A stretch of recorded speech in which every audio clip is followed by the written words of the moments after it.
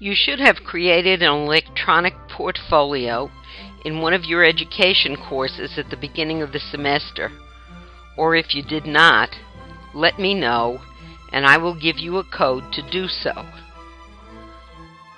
At this point of the term, you should be enrolled in both the course and secondary education portfolios, so just type in your name and password. Call TaskStream for additional assistance. Let's look at what the requirements are for EDUC 511D course portfolio. You will find these on the left side of the screen. Each requirement is hyperlinked to another screen. Each requirement also has directions.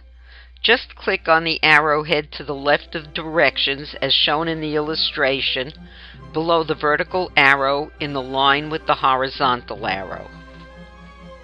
A box with directions will open and tell you what to do and how to do it.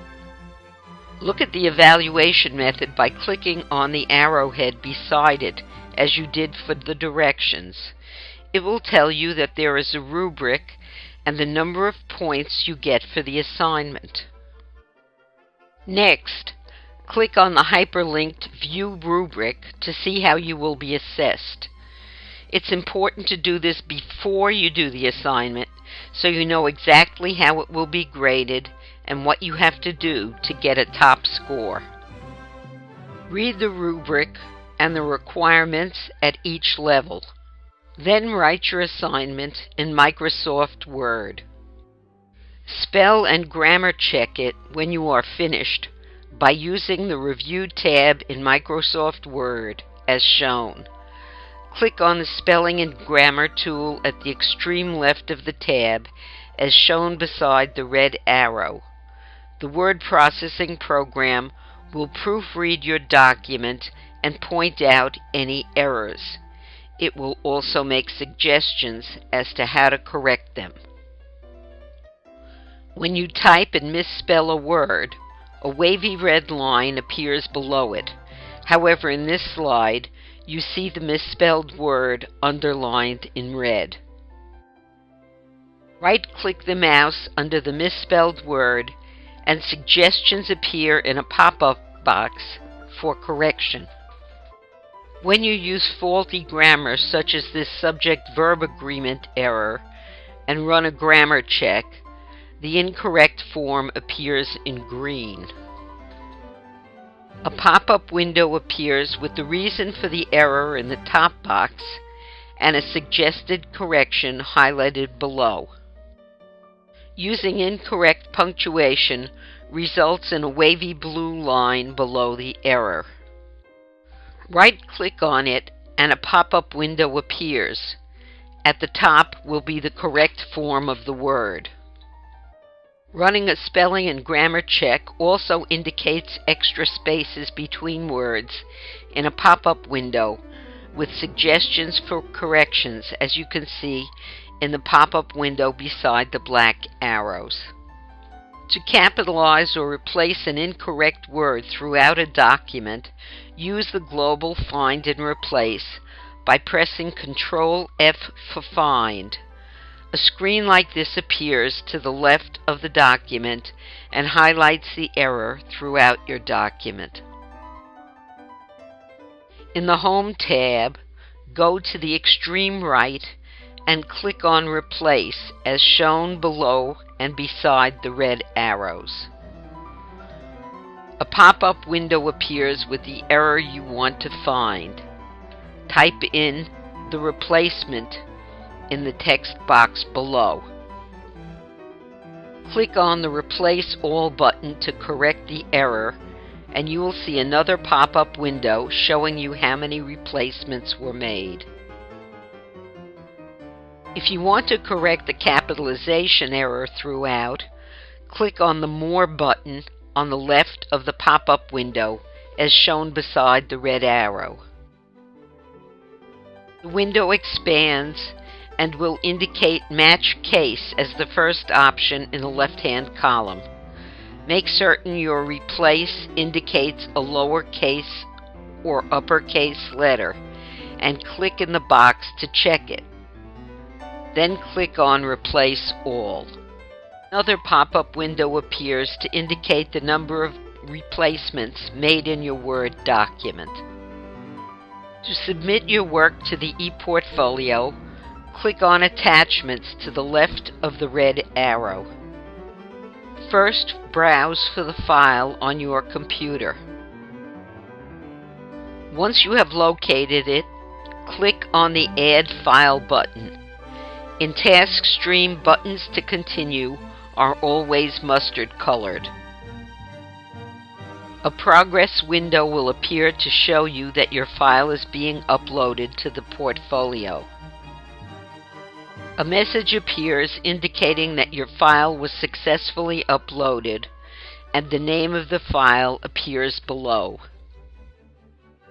To upload the file to the portfolio, click on the mustard-colored Save and Return button. A pop-up window appears asking whether or not you are ready to submit your work and telling you that submission of a file is a two-step process.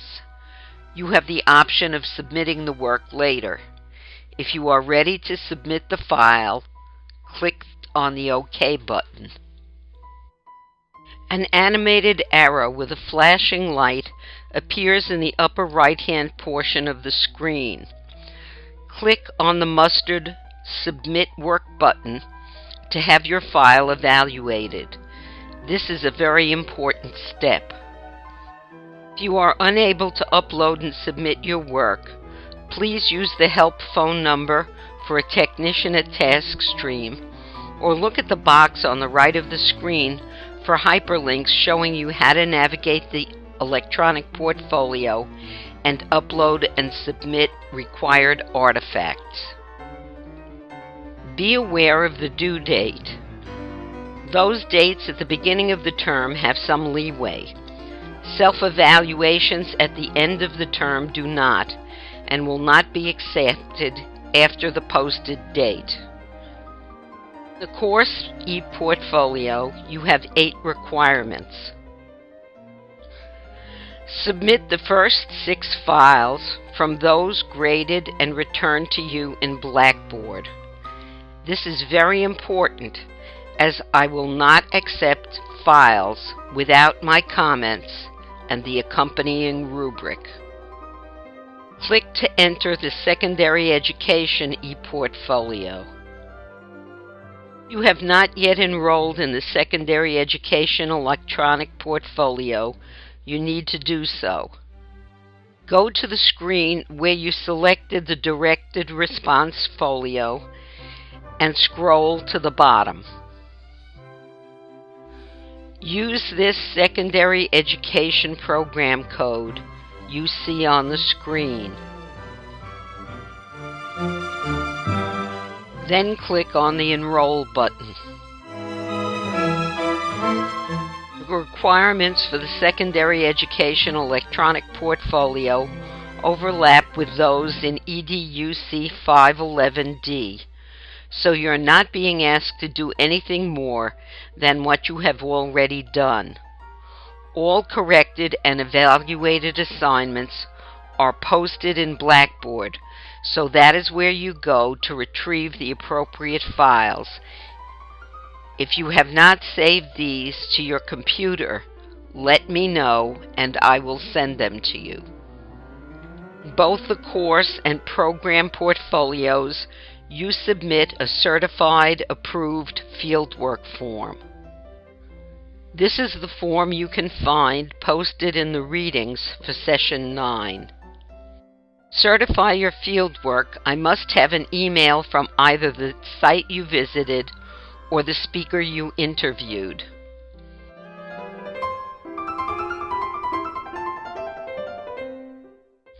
To approve your fieldwork, I must have your dated, signed, certified, and completed field experience form.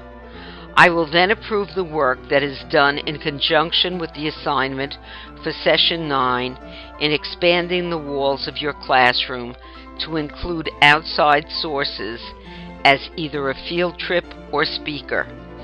Any incomplete forms will not be accepted.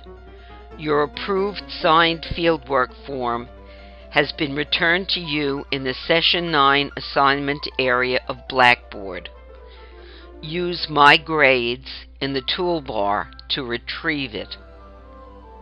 To submit the unit plan to the Secondary Education portfolio, go to Blackboard and download the corrected file for Session 12 from My Grades. The unit plan should follow the general instructions posted in the readings for Session 12. The graphic organizer shows you where to insert all the assignments from Sessions 7 through 11 and includes a rubric as well. Unit plan with comments and suggestions will appear in Blackboard. At the end of the lessons, you have a rubric with levels of performance highlighted in yellow. This must be included as well, as I will not accept any uncorrected work.